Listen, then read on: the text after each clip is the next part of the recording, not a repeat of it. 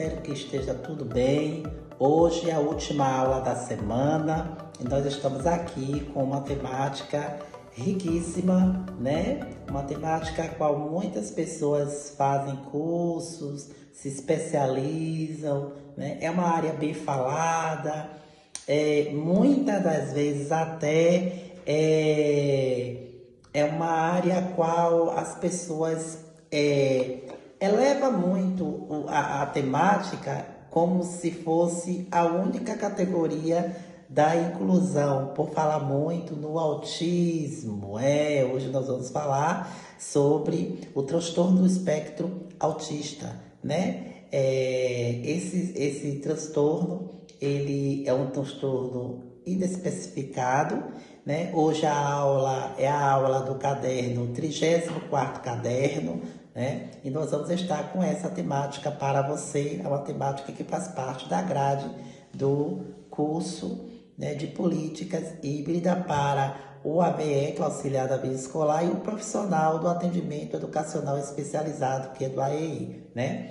Vamos lá. O transtorno do espectro autista, TEA, né, é uma condição do neurodesenvolvimento caracterizada por desafios na comunicação social e na interação social, e pela presença de comportamentos repetitivos ou interesses restritos.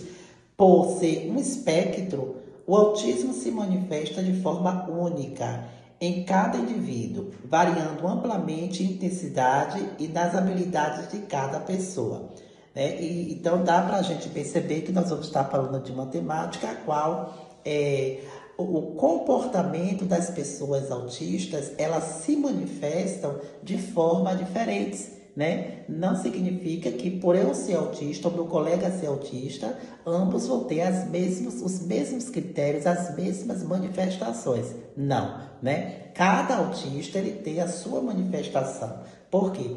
Quando a gente vai estudar sobre o autismo, sobre o transtorno do desenvolvimento do autismo, né? A gente vai falar para além da especificidade. A gente vai falar também das questões que agregam, né, que aderem para a mudança desse comportamento, como a família, a cultura, a convivência, né, as patologias, as comorbidades, e cada pessoa ela é diferente em suas manifestações sobre o espectro do autismo, né? A primeira característica, ou seja, as principais características e sinais, aí acompanhando o caderno, nós vamos trazer aí os sinais do autismo, costumam surgir na primeira infância e envolve principalmente barreiras na comunicação e padrões de comportamentos específicos.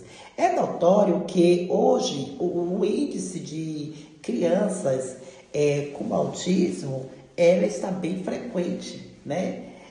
Vários diagnósticos, várias pessoas, tanto com o diagnóstico precoce, tanto também com o diagnóstico tardio, e as pessoas que estão manifestando, né, essa condição desse transtorno, né?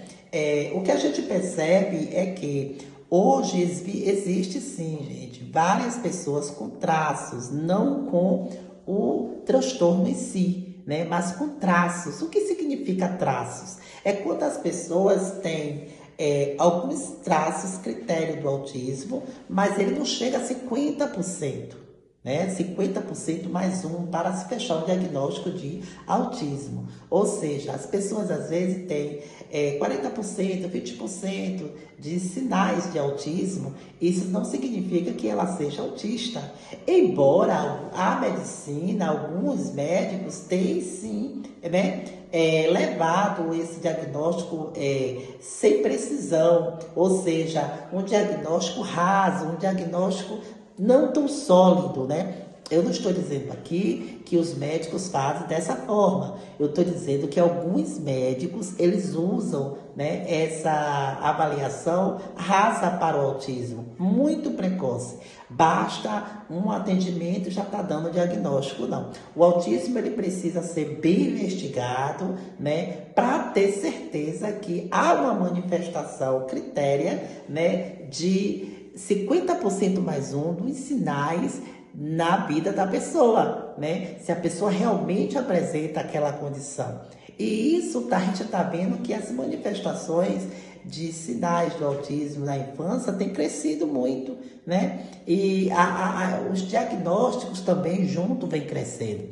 E a gente precisa entender que existe outros transtornos e existe até mesmo um excesso de tela. Ele pode também trazer sinais muito parecidos com o do autismo e isso confundir no diagnóstico. Então nós precisamos, enquanto especialistas da área, precisamos ter muita cautela. Eu não estou dizendo para a gente dificultar o diagnóstico de autismo, não. Eu preciso entender se essa criança que só tem 2 anos, 1 ano e pouco, isso que as crianças hoje já estão nascendo com tela, né? Assistindo celular, gosta de tela, né? Então, assim, a gente precisa entender se uma criança até 3 anos de idade, 4 anos de idade, até onde é mesmo sinais manifestados do autismo, ou se é excesso de tela, né? Ou o que é que está acontecendo com essa criança para que eu feche um diagnóstico seguro, sólido, saudável, né? Tem área clínica que com um atendimento está dando o diagnóstico do autismo, né? Então nós precisamos entender como é feito isso, essas principais características que elas se manifestam na infância para quem tem realmente o transtorno do autismo.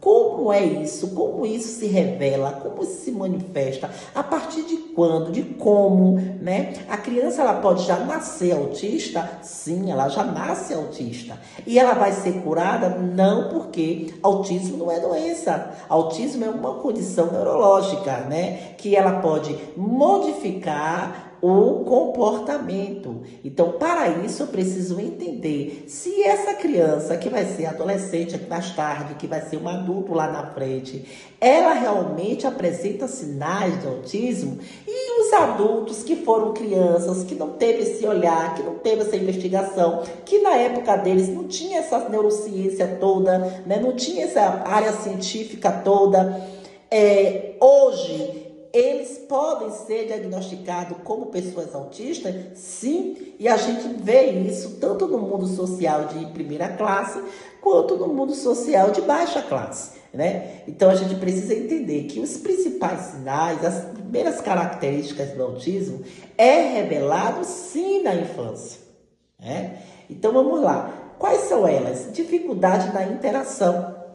Desafios em manter o contato visual, interpretar expressões faciais e fazer amigos. Gente, eu não estou falando daquelas pessoas que têm uma certa timidez e que não falam olho no olho, né? Eu estou falando aqui de dificuldade de interação, quanto manter um contato no olho. É diferente eu conversar com você e sempre estar baixando a cabeça, não estar encarando você. Ah, essa pessoa é autista. Não, não é meio dessa forma. Para a gente elevar essa dificuldade de interação no contato visual, é quando aquela criança, ela em momento nenhum, ela faz um contato, ela pode até olhar para você, mas ela desvia imediatamente. Você está falando, ela está entendendo, ela está escutando, mas ela está olhando para o lado oposto, ou para frente, ou para baixo, mas não lhe encara. Aí você chama a atenção dela.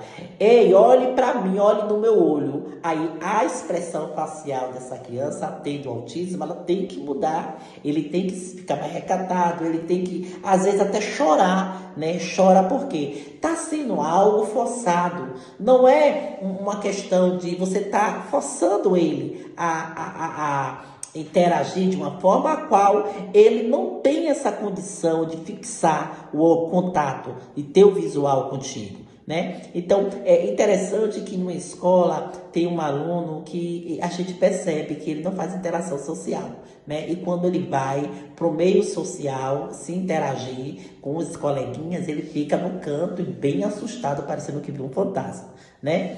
E aí eu forcei o contato visual. Sentei com ele para conversar com ele, toquei nele, né? Mas provocando mesmo. E aí chamei a atenção dele assim para que ele me olhasse e visse. Na mesma da hora. Mas ele abriu um paradeiro de choro, mas chorou, chorou, chorou. Aí eu pude sentir, perceber que é um sinal latente da dificuldade da interação. Ele pode até ir para o meio, ele pode até estar vendo todos brincando, todos participando, mas ele está na dele ali. Mas se você trazer ele para o meio, aí agora você percebe a incondicionalidade de interação para o meio.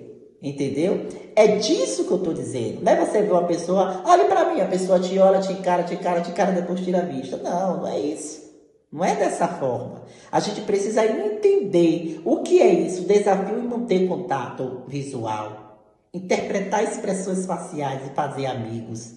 Essa dificuldade, ela é permanente na vida dessa criança, é um sinal de autismo. Mas se é algo que você consegue chamar a atenção, você consegue fazer com que ele vença isso imediatamente, instantaneamente, é um meio de você estudar mais, investigar mais essa pessoa, se realmente é dificuldade de interação ou se é uma timidez disfarçada que com o tempo ela vai se chegando, né? A gente precisa, principalmente quando se trata de criança, a gente precisa entender o que é dificuldade de interagir, né? Barreiras de comunicação, aí vem outros sinais, outro critério, atraso na fala, o uso repetitivo de palavras que chamamos de ecolalia. Eu quero água, água, água, água. Aí a professora fala, vamos fazer a terapia de casa. De casa, né? Hora de loxar, vamos loxar, loxar, loxar, loxar, loxar. Quando a criança usa essas expressões, esse tipo de comunicação repetitivamente, né, nós chamamos de processo de ecolalia. Né? É o tipo de dificuldade de comunicacionais que reverbera sim enquanto um critério, um sinal do próprio autismo. Então eu preciso investigar melhor essa área comunicacionais desse aluno, dessa criança, para ver se realmente ele está dentro de um processo de ecolalia, até para a gente colocar no nosso relatório para passar para a área clínica, né? Padrões repetitivos, movimentos, né, motores como esse, né, a gente pode ver, né, esse aqui também, ó, esse aqui, são vários movimentos repetitivos, esse aqui, né, a gente percebe, né,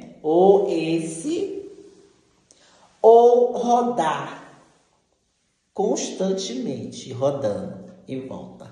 São movimentos motores contínuos que é impulsionado, né, pela área motora, pela área psicomotora, onde nós chamamos isso de movimentos repetitivos, nós chamamos de movimentos contínuos como estereotipias, né? Me faltou a palavra e eu estava aqui procurando estereotipias. Então, quando eu tenho crises estereotípicas, né, eu vou estar sempre fazendo esses movimentos motores contínuos. São sinais latentes, sim, do autismo. Eu não estou dizendo de um aluno que é impossível, que ele quer rodar, que ele quer mexer, que ele quer se balançar. Não. Eu estou falando de movimentos motores contínuos, impulsionados e constante, né? Constante, quando você percebe que aquela criança já está além do normal com aqueles movimentos. Aí nós chamamos de estereotipias, que são os movimentos repetitivos, né? Sensibilidade sensorial. A sensibilidade sensorial são as reações intensas à textura, luz fortes ou barulho alto, quando você está com a voz muito altiva, ou quando você está em um local que é muito barulhento, que você sente, né, as dores no ouvido, ou você sente o incômodo, aí você precisa abafar para que diminua o ruído dentro do ouvido. Gente, eu não estou falando aqui de barulhos, de ruídos, de zumbidos no ouvido. E isso qualquer pessoa tem, que não seja surda, tem. Né? Eu estou falando de quando o barulho incomoda ao ponto de eu gritar, de eu chorar, de eu estar em crise, né? E você percebe que aquele barulho não está tão altivo para você, mas para a criança sim, né? Incomoda, você quer sair do ambiente, você se sente melhor fora daquele lugar. Se você continuar, você vai surtar ali, você vai, sabe, a dor de cabeça, a crise, gritos, pânico, pavor, né? Incômodo é um sinal latente do autismo. Então, eu preciso entender o que é sensibilidade sensorial. E essas reações intensivas, ela não está somente no barulho, né? Ela está no acender da luz, quando muita claridade me incomoda. É porque eu tenho que usar óculos. Às vezes não é nem a questão oftalmológica, né? Mas incomoda e ali você quer, né, sair daquele lugar, né? Você precisa que as suas cortinas estejam fechando a sua janela ou a sua porta. Você não gosta muito da claridade, então a claridade começa a lhe incomodar, mas não é nada ao órgão do olho, né? Não é nada voltada para ele, é algo que lhe incomoda suas emoções, incomoda o seu comportamento. Aí você percebe que isso é um sinal, sim, latente do autismo. Aí vem também as reações de sensibilidades sensoriais intensivas, como a textura, né? O pegar. Tem pessoas que têm essas sensibilidades sensoriais, porque a área que o autismo atingiu foi uma dessas áreas. Por isso que ela não gosta muito do toque, por isso que ela evita, resiste mais o toque. É por isso que o lençol da cama pode estar desregulando a sua criança. Poxa, meu filho não dorme, meu filho acorda várias horas da noite, dormir, na hora de dormir, acorda várias horas, vários momentos, né? Gritando, chorando. O que está acontecendo? Eu vejo que não é nada. Vasculho a cama para ver se foi algum animal, algum inseto, algum réptil, né? Olho para ver o que é, pergunto se sonhou, teve pesadelo, e se está doendo alguma coisa, e não tenho resposta. Me faz lembrar a história de uma mãe, quando ela trouxe um depoimento para a gente sobre o autismo, que o filho dela acordava várias vezes da noite e chorando, gritando, né, desregulado. E ela disse que aquela crise ela estava preocupando ela, levou para o médico, levou para o psicólogo, mas sempre aquele incômodo. Até que ela descobriu que quando ela cobria ele descobria, cobria, ele descobria, cobria, ele descobria. E aí ele falou que incomodava ele, a criança. Quando ela percebeu, era um lençol que era de pintura, né, de personagem. E a pintura, quando caía sobre ele, aquele lençol grosso com pintura, incomodava, né? E aí ela percebeu que era uma sensibilidade de texturas, né? Também uma mãe deu um depoimento de uma meia que calçava na criança e a costura da meia ficava entre a cabecinha dos dedinhos e aquilo irritava a criança, incomodava porque era um contato, né? Uma sensibilidade de textura. E aí ela, quando descobriu, ela já tinha sofrido bastante, porque a criança chorava e aquela questão toda. Então observe que quem tem sensibilidade à textura não é só o toque e abraçar, não. Porque tem autista que recebe o abraço. Aí por que tem autista que recebe o abraço e não incomoda? Porque a área da textura, a área de sensibilidade sensorial, a área sensorial dele não é prejudicada pelo autismo. E não é obrigado todos os autistas a ter as mesmas áreas das funções cerebrais prejudicadas. Tem autista que tem prejuízo na área cognitiva, outros não têm. Tem autista que tem prejuízo na área psicomotora, outros não têm. Tem autista que tem prejuízo nas áreas comunicacionais, de linguagem, outros não têm. Tem autista que tem prejuízo em todas as áreas. Esse é suporte 3, né? Tem autista que tem parcialmente prejuízos, né, na área cerebral, dos lóbulos cerebrais, né, das funções executivas do cérebro. Suporte nível 2. Crianças que levemente têm prejuízos, que com tratamento conseguem condicionamento, né? Suporte 1. Aí vem, gente, a fala de suporte, né? A linguagem de suporte que querem tirar, porque a questão do suporte hoje está entrando muito na esfera do capacitismo.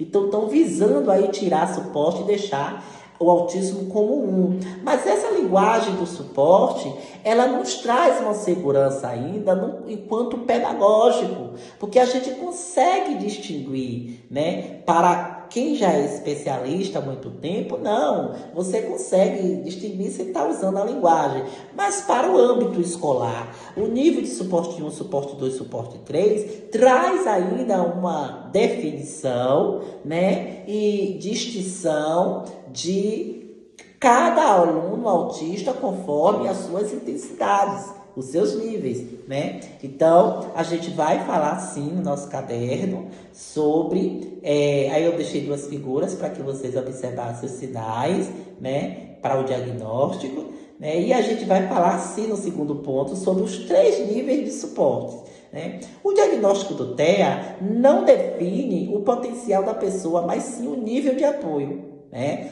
Observe que o diagnóstico não é uma sentença, né, de potencial, porque tanto no 3º nível também pode sim ter uma condicionalidade de aprendizagem, né? Raro, mas pode, né? Mas sim o nível de apoio que ela necessita para realizar as atividades do dia a dia. O que eu estou querendo dizer? Nível 1, leve de suporte. Exige suporte leve, a pessoa fala e tem autonomia, mas enfrenta desafios e interações sociais complexas. Mesmo ela falando, ela tem uma boa comunicação, ela tem uma boa cognição, um bom raciocínio, as funções executivas sendo trabalhadas devagar, mas sendo trabalhadas. Essas pessoas de suporte 1 ainda têm uma gravidade na área de socialização e interação social, de fazer parte do meio, de participar, de se mostrar, de se apresentar. Ela tem uma certa dificuldade maior ainda, né? Mesmo sendo de suporte 1. Já a nível de suporte 2, que algumas pessoas chamam de moderado, suporte moderado, existe suporte moderado, as dificuldades de comunicação e comportamentos repetitivos são visíveis mesmo com apoio, né? Ela já tem uma participação de prejuízo na área do cérebro parcial, né? Essa tem, aquela não tem. Essa tem, aquela não tem, né? Principalmente na área de comportamentos repetitivos, tá? Estereotipias, né? Elas são visíveis mesmo tendo suporte no tratamento, né? A criança consegue, para se regular, né, fazendo os movimentos repetitivos, mesmo sendo de suporte 2, mesmo dessa forma. E nível de suporte 3, nós exige suporte muito substancial, a limitação severa na comunicação verbal e grande dependência para tarefas diárias em todos os sentidos, né? Então tá aí, gente, os 3 níveis de suporte, a qual nós falamos para distinguir o apoio, o tratamento, né? Essa legalidade de terapias para esses alunos, né? Conforme a sua necessidade. Vamos falar também sobre os símbolos e a neurodiversidade. As representações visuais do autismo mudaram ao longo dos anos para refletir a evolução do entendimento sobre a condição. Laço de quebra-cabeça significa um símbolo tradicional que representa a complexidade do espectro, embora criticado por parte da própria comunidade autista, né?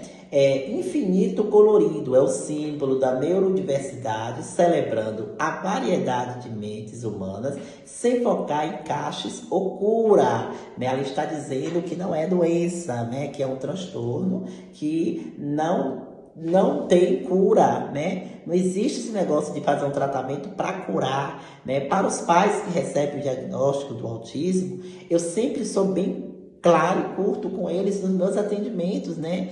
quando eu faço um atendimento, eu digo para esses pais, você sabe o que é autismo? Não, eu deixo todo no atendimento e vou dar uma aula de autismo, lógico, resumida para o pai.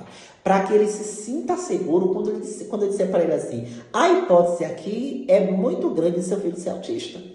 Né? Ou quando vê o resultado do médico, que é autismo. Então, primeiro eu preparo esse pai, eu mostro o mundo para esse pai. Eu digo para ele que quem nasce autista morre autista, mas o autismo não é uma sentença para a gente julgar e condenar o cidadão. Então, eu faço toda uma abordagem de preparação, de acolhimento.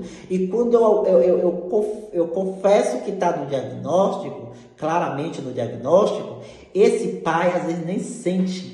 Né? Aí quando ele vai caindo em si, na terceira, na quarta sessão, aí as lágrimas às vezes descem, chora, mas ali já tem um conforto, já tem um amparo, melhor do que você dar um choque de realidade na primeira consulta, na segunda consulta, e aquele pai sair dali transtornado e cheio de não aceitação, cheio de discriminação, e saindo dali até sendo uma pessoa capacitista, porque ele vai estar julgando, subjugando e sendo discriminalista ao diagnóstico, né?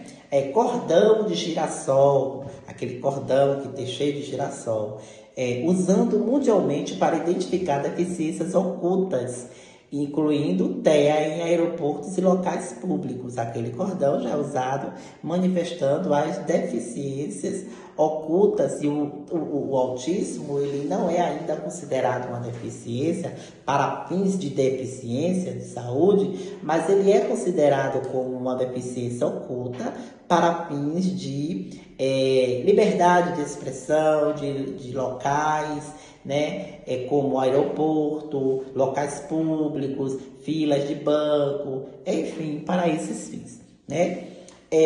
O quarto e o último ponto desse caderno sobre o autismo, nós vamos falar sobre as intervenções e terapias, né? O acompanhamento precoce e multidisciplinar é a chave para que a pessoa no espectro desenvolva sua máxima autonomia e qualidade de vida. Gente, essa intervenção aqui, eu quero deixar claro que o profissional do AVE, auxiliar da vida escolar, ele se enquadra nesse tipo de intervenção, porque ele está como um profissional que vai cuidar, que vai zelar, que vai acolher, que vai estar lado a lado, conforme a necessidade daquele aluno. Então, esse profissional é um profissional de intervenções terapêuticas. Lógico que ele não é um especialista da área, mas ele faz parte do processo de regulação desses alunos, né? Então, entendam, AVS, a importância que vocês têm na vida de uma pessoa autista. Né? Entrar com uma intervenção terapêutica, Jadson que está dizendo, não. A partir do momento que você é um profissional, que o seu tratado regula essa criança, você está fazendo o bem, você está fazendo uma intervenção maravilhosa e muitas das vezes melhor até do que certas terapias, viu? O profissional do AE também, do atendimento educacional especializado, é um profissional de intervenções terapêuticas. Já esse tem um estudo maior, né? Uma especialização, um aparato maior para lidar tanto com a criança quanto com a investigação do diagnóstico dele. Então, para isso, vocês têm uma preparação bem maior do que os AVS, né? Aí, as intervenções a gente traz o acompanhamento precoce e multidisciplinar é a chave para que a pessoa no espectro desenvolva suas máxima autonomia e qualidade de vida, né? Análise do comportamento ABA. As pessoas falam muito da ABA, né? Que é a análise comportamental, né? Do autismo. Mas observe que a aba sozinha, ela não... Eu conheço vários profissionais que dizem, né? Eu fiz especialização em aba. Eu vou aplicar aba. Você sozinho não aplica nada. A aba, ela precisa de uma equipe, um suporte de uma equipe menor, mas que seja uma equipe, no mínimo um psicopedagogo, um psicólogo, um fonoaudiólogo, para estar acompanhando essa aplicação, né? Eu fiz a especialização, eu vou aplicar a aba sozinho. não vai surtir efeito. Porque você depende dentro do próprio método da aba, você depende do olhar do psicólogo, você depende do olhar da fono, você depende do olhar até mesmo do próprio médico neuro. Vai depender da necessidade e do grau que esse aluno autista está apresentando. Então, é preciso ter muita cautela, né? Mas eu não posso, eu fiz a especialização, eu não posso aplicar. Pode. Agora você faça um plano junto à equipe para que essa equipe lhe dê o suporte no momento dessa aplicação desse método, né? A gente precisa entender isso. Não é simplesmente fiz o curso ABA e sair daí aplicando sozinho e assinando e fazendo relatório da aplicação ABA e que no seu... Cuidado! Muito cuidado, principalmente profissionais do AEE que tem outras especializações como psicopedagogia, especialização própria no próprio autismo e a ABA, né? Eu preciso entender de fato como é que eu vou aplicar esse método, né? E outra, não é um dia só. Então tem toda a normativa para se aplicar a aba. Busque saber as normativas para que vocês estejam fazendo o correto. Isso para quem aplica, né? E se aplicava sozinho, a partir de hoje busque uma conjuntura de especialista para estar lhe acompanhando, até para essa aba sua ser sólida, ser algo que vai dar qualidade, né? E não enxame de abelha. Terapia ocupacional ajuda na regulação de crises sensoriais e desenvolvimento da coordenação motora. Observe quanto as intervenções e terapias da terapia ocupacional, ela é importante para a vida do aluno autista.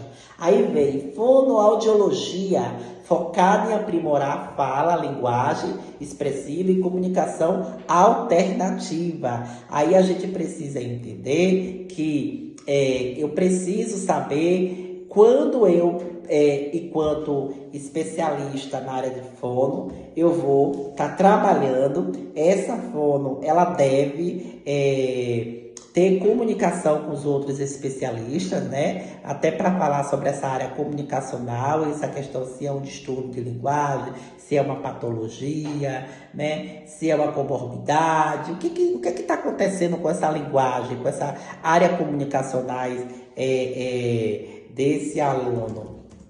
Então, eu preciso ter esse olhar desses profissionais, né, das intervenções terapêuticas, né, para que eu possa ter a certeza, né, de que eu estou contribuindo para a qualidade de desenvolvimento desse aluno. Eu quero trazer algo importante aqui para vocês, né? A diferença que muitas pessoas me perguntam de TEA para o autismo, né? Qual é a diferença? Qual a diferença do autismo para o espectro, né? Qual é essa diferença? Vamos saber aqui agora. Eu tinha deixado salvo aqui. Qual a diferença?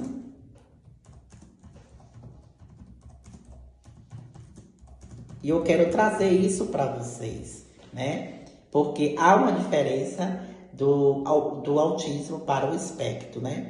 Autismo e transtorno do espectro autista, né? São, na verdade, a mesma coisa. O autismo é a condição e o termo espectro foi adotado para explicar que condição não é igual para todos. A diferença, gente, não entra na definição. A diferença entra no comportamento, na condição do aluno, né? Aí a gente traz variações de sintomas que está dentro do autismo, afeta a comunicação, a interação social e o comportamento, né? Já o autismo, enquanto Asperger, transtorno global do desenvolvimento, eram nomenclaturas dadas antigas. Hoje ela está toda dentro do nível de suporte 1, né?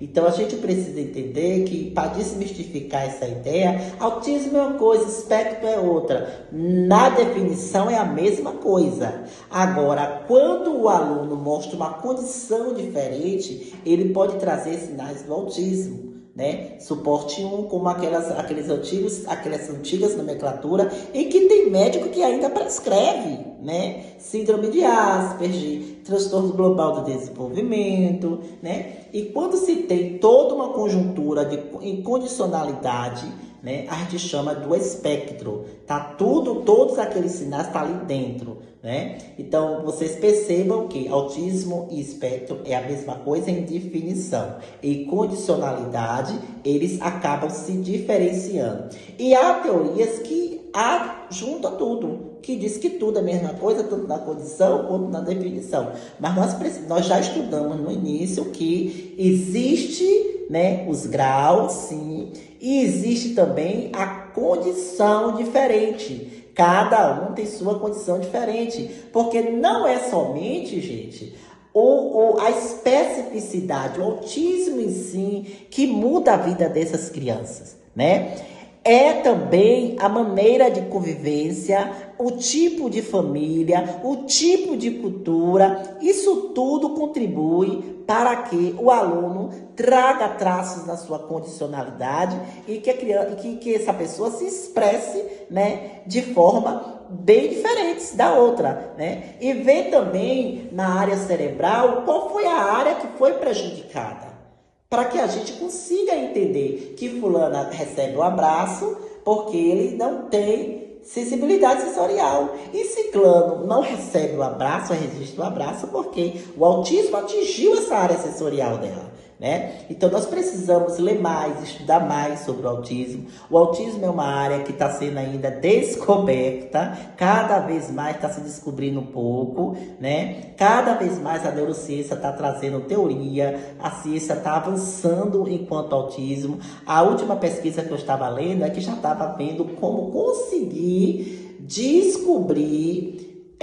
fazer uma investigação e um diagnóstico na gestação, para saber se a criança vai nascer com autismo ou não, né? Então, tá aí, né, a aula de hoje sobre o espectro do autismo. E eu espero que vocês leiam também as referências bibliográficas, né? Leiam o caderno. Estamos chegando na reta final do nosso curso. Já é o 34º caderno, né? Espero que vocês tenham aproveitado. Organize-se em estudar, assistir os vídeos. Continua ainda o teor de visualização muito baixa, né? E isso pode trazer um pequeno problema no finalzinho, na hora da certificação. E vai ter gente bicuda. Então, assim, vamos procurar fazer o que se deve fazer. Ah, mas é muito vídeo, é muita leitura.